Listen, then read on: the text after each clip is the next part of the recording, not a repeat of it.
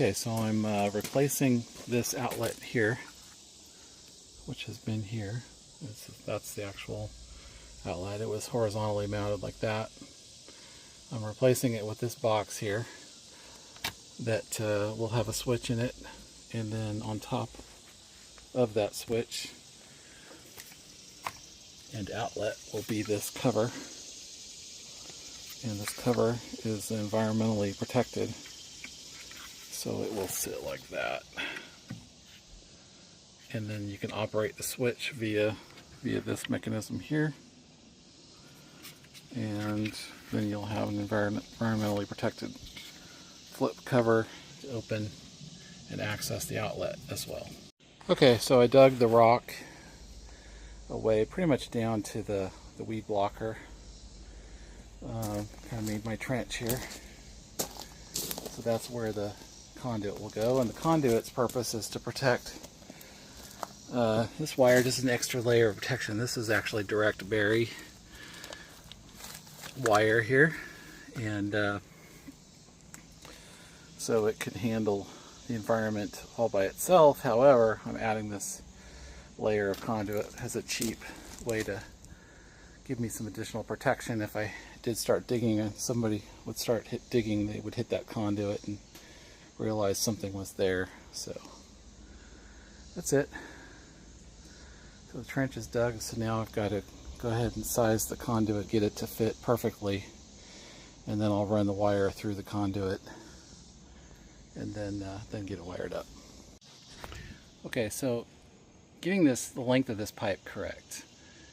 I started at the end that is stationary, mounted to the wall, so I know kind of that's a fixed point of reference, and I decided to go to the middle hole out of the three, because just for aesthetic reasons, thought it looked better. And I've gone all the way down to the weed blocker fabric on the rock there, so that's nice and tight, and you can see how I've cut that pipe and fitted that in there. So now I can use that as a guide to figure out, okay, well, how much pipe do I need to get out to the smoker? And then once I'm at the smoker, my plan is to use this elbow here to go up vertically with it, and then mount that box to this bracket here. Attach this bracket to the block. So the question is, where do I want this elbow to go up? And kind of where this bracket is, I think, is a good spot. And so that's kind of how I decided where to cut the pipe. Just go to the inside of this female part of the pipe of the elbow, and that's where my pipe length needs to go to get the elbow where I want it.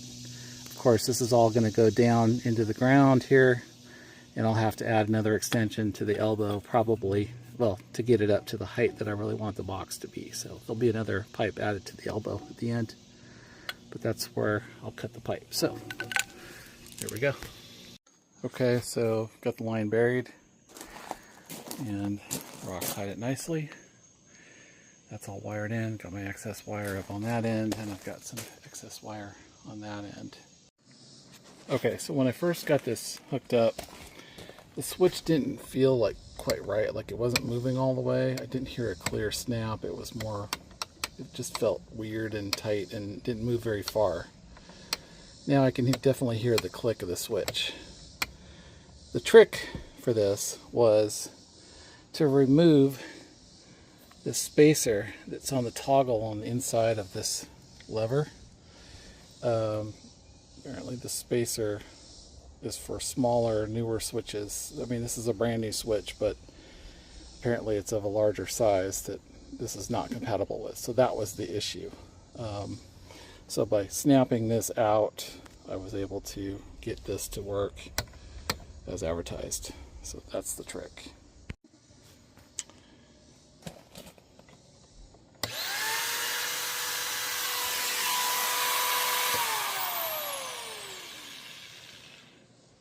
Alright, so the outlet works.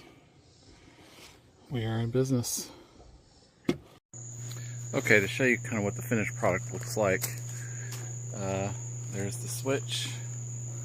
It goes underground and it ends right here. And it's all plugged in, ready to go. That's pretty much it. You can see how the cord behind the smoker here. And any rain is not going to get in that box there. So, and then when the cover is on the grill, you actually don't even see it.